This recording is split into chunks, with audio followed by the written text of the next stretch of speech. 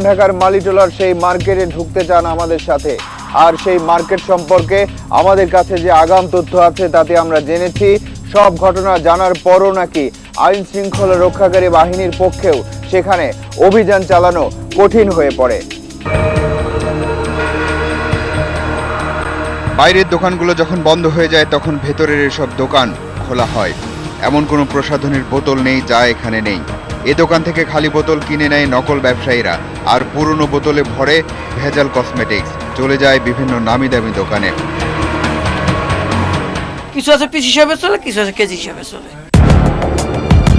আর এবার দেখুন একটা নকল কারখানায় পুরনো বোতলে কিভাবে নকল প্রসাধনী ঢুকে যায়।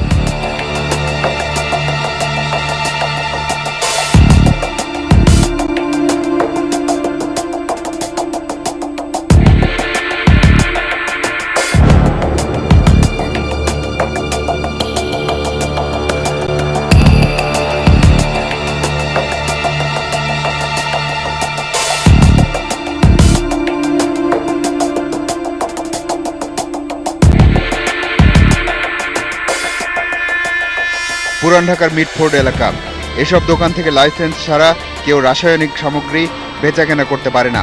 অথচ দেখুন কিভাবে তালাশ টিমের সদস্যরা লাইসেন্স ছাড়াই কেমিক্যাল কেনা হলো নকল সানসিল্ক শ্যাম্পু, নারকেল তেল আর বডি স্প্রের কেমিক্যাল। আমরা জেনেছি পাম অয়েলের মধ্যে কয়েক ফোঁটা নারকেল তেলের কেমিক্যাল মেশালেই তা হুবহু নারকেল তেলের মতো হয়ে যায়। তারপর মিটফোর্টের ওই মার্কেট থেকে ব্র্যান্ডের বোতল সংগ্রহ করে ভরে বাজারে ছাড়লেই আর কেউ বুঝতে পারবে না এটা আসল নাকি নকল। এমন ঘটনা আসলেই ঘটে কিনা তা পরীক্ষা করে দেখতে চাই আমরা। এবার দেখুন প্রায় 100 মিলিগ্রাম পাম অয়েলের মধ্যে কয় ফোঁটা কেমিক্যাল মেশালে অবিকল নারকেল তেল হয়ে যায়। তারপর নারকেল তেল কেমন? নারকেল তেল, তেলের গন্ধ। কি তেল? নারকেল তেল। এবার নতুন একটি নকল রং ফর্সা করার ক্রিম তৈরি করে বাজারে ছাড়ার পরিকল্পনা করলো তালাশ টিম। এই কাজে দক্ষ এমন একজনকে খুঁজে বের করা হলো। পণ্যটি তৈরির নিশ্চয়তাও পাওয়া গেল তার কাছ থেকে।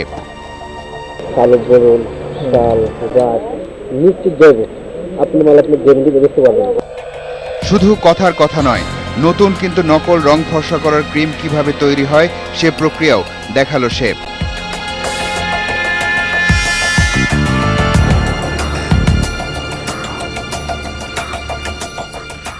এখন এই রং ফর্সা করার ক্রিমের যে কোনো একটা ভালো নাম দিয়ে বাজারে ছাড়লেই হলো।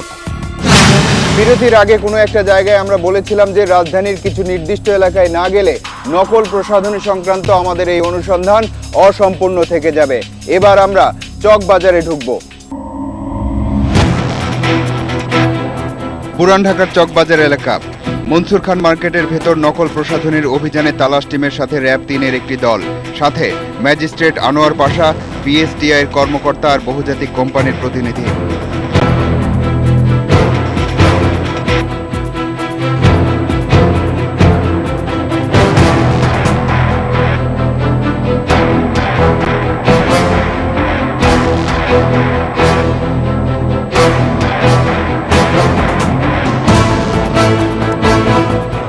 এটা কি অরিজিনাল?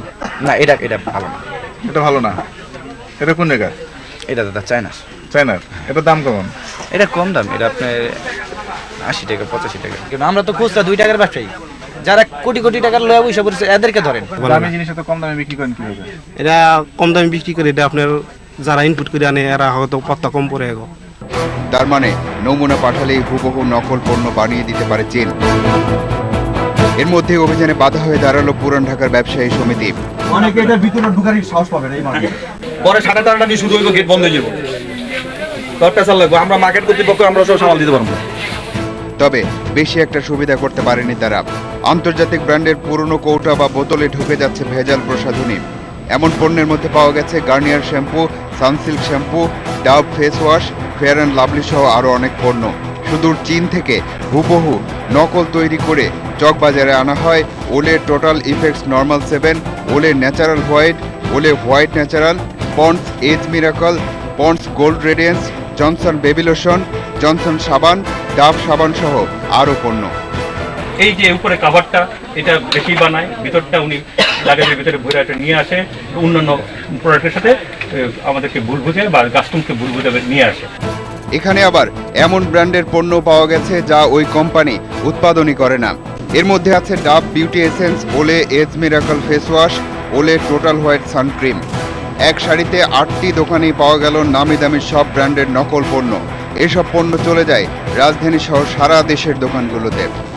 এটা ওই মফস্বলের যারা মাল সেলস করে, আর যাদের দোকান আছে তারা কিনে নিয়ে বিক্রি করে।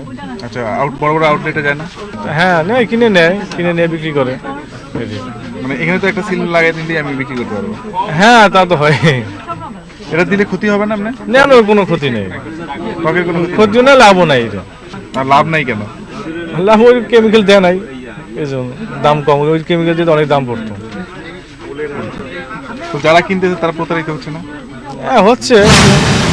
কৌটা বা বোতলজাত প্রসাধনী ব্যবহার করার পর যেসব বোতল বা কৌটা আপনি ফেলে দিচ্ছেন, পরের কোনোবার নকল প্রসাধন ঢুকে সেগুলোই আবার আপনার কাছে ফিরে আসছে না, তো অবস্থা যেমন তাতে আসতেও পারে।